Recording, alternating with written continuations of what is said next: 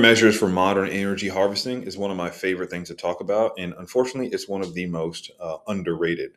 A lot of people don't understand that there's a quiet war happening every day, and they just don't see it. It's not only a war for your money, it's a war for your attention, and it's a war for your body, and it's a war for your energy. And contrary to belief, you know how if you've ever heard people say, "Oh, the Matrix is it's a documentary, not a movie," you're late to the party, brother. This has been going on for hundreds of years. And this is not to doomsay, it's not a conspiracy thing. It's really to just bring awareness to something that just it's ongoing. And I will preface this by saying, if you think that there isn't a war, my friend, you've already lost. So the thing about warfare is it's very cunning and it's very tricky. It does everything in its power to become a mimic, a refractory mimic at that, i.e., it wants you to look at it and not know exactly what you're looking at, so that you think it isn't what it really is. Right? That's a mouthful, but we're going to explain it a little bit here in this countermeasures for modern energy harvesting. And the whole idea of this being a modern application is funny, because think about some of the oldest professions, right? If we even think about the news, if people all over the nation suddenly was like click and turned off the news, it would lose all of its power. There'd be nothing there anymore.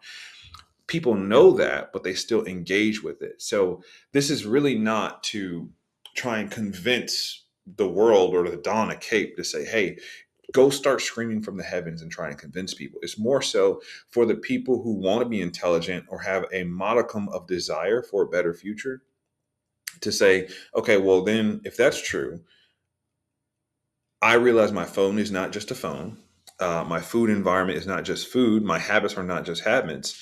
And then I can find better ways to translate that to my life, so that I not can only regain power, but I can then give it to those around me. And it's really simple. But as we talk about human efficiency, you have to understand that there are good ways, there are bad ways, and there are more efficient ways. The more efficient ways are how we save time, energy, and capital.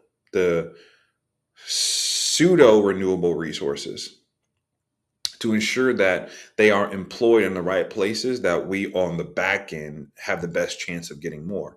For those of you that don't know me, my name is Darius Riddick. I'm a performance physiologist, and I've dedicated pretty much everything that I study to understanding the optimization of the human platform, as we come to call human efficiency. My role is to dissect these topics and the research in a way that you, on an interpersonal, organizational, or even cultural level, can save time, energy, and capital. And we talk about this modern energy harvesting.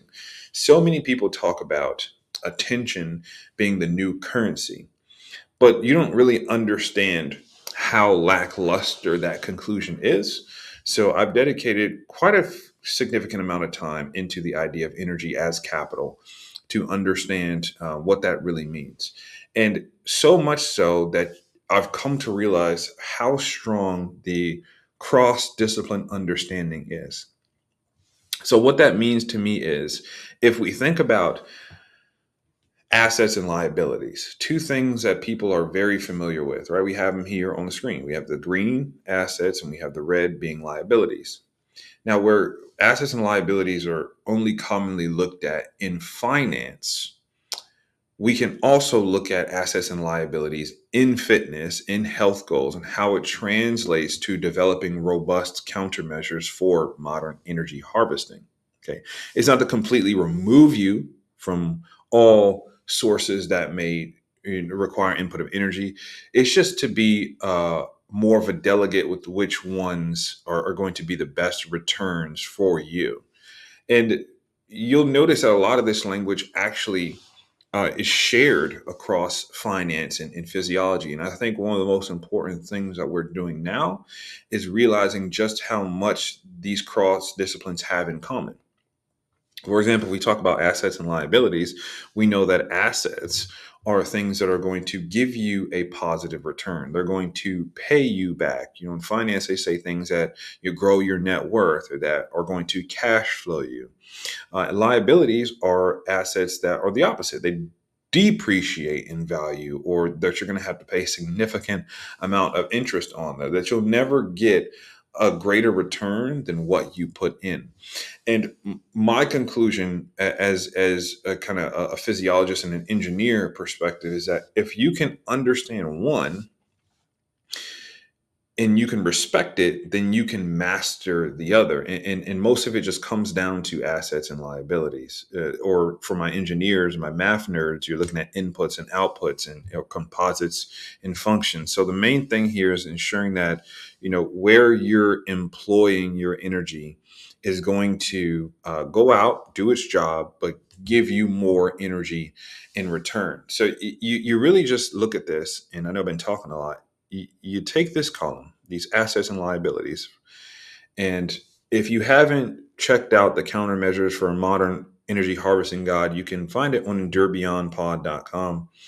But you just break it up into two categories, right? You want to keep things super simple. You don't want to make this more of a chore than it has to be.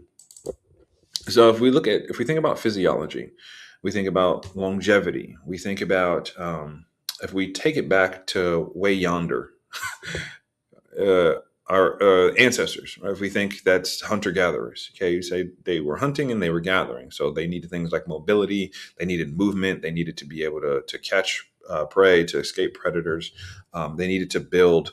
That means their physical body was their greatest asset, and that we know as the research has progressed that the structure is through skeletal muscle.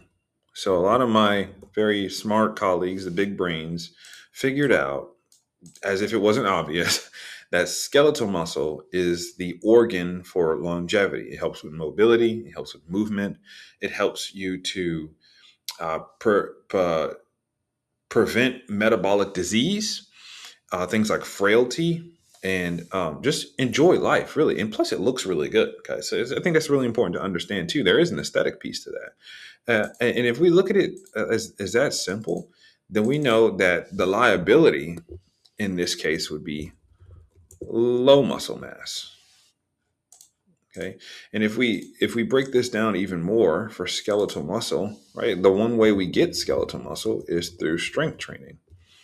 That's also an asset because it's going to lead to developing more skeletal muscle.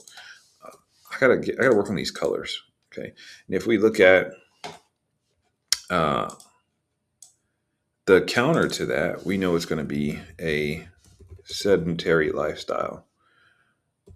And I mean, most of these, as you'll figure out, are just lifestyle habits, which I know that a lot of people don't like to hear. I could easily say, like, you need to use this chakra and drink kombucha and do all these crazy things. But unfortunately, I'm not going to tell you that because it's just not true. And I encourage you to do this with your friends, with your family, with your loved ones, to sit down and say, hey, guys, do we want to be alive 10 years from now? Do we want to have a good life 20 years from now? Like, even if you make $10 million, right? You have this cash flowing asset. What good is it if your health sucks? What good is it if you have to fight back about disease every single moment? What good is it if you're scatterbrained, if you're chaotic? So I think where this is really important is just to understand that not only are you changing your habits for today, you're changing your posture for a future of tomorrow. And if you can understand how important this is and you can get a good grip on it, then again, you I did this twice, I just noticed that you set yourself up for tremendous success in the long run. Because if no one's told you before, most of the people, if I could speak in in a conclusive way, most of the people that you probably look up to or that you see that are successful, they just got really good at doing the small, boring things over and over and over again for a long period of time. And that's really what longevity is. As much as we want to invest in these clinics and say it can be a quick fixer as a countermeasure, and then like, oh, I'm just not going to do it, and that's going to what's going to protect my energy. Unfortunately, it doesn't work that way, and it's habitual, and your habits, whether proactive or destructive, decide what that future is actually going to look like. So, um, I could go all day with these, but I think I'll get bored eventually. And once Darius gets bored, he stops having a good time. So I'll leave you with this. I highly encourage you to look at assets and liabilities in a very linear way, or a column way, as we did it here, and say, okay, hey, I understand that this is my body balance sheet. Okay, I'm just putting things in a way that's I'm going to be able to do, that's repeatable, efficient, predictable, and that creates a system that I can follow over a long period of time. Because if I can do that, I can then create proactive habits. If I can create proactive habits, then I can understand that what gives energy, capacity, and resilience goes under assets. And then what drains energy, what restricts options, what makes me more fragile, or even compounds risk goes under liabilities. Because in essence, doing all this, you're just making yourself more capable, a better decision maker. And what decides the poor from the wealthy, besides just assets and liabilities, is the velocity and the quality of their decisions. But if you don't understand the basics of assets and liabilities, you can't improve your decision making quality. You can't make them faster. And effectively, you become harvested to any system out there that wants your energy.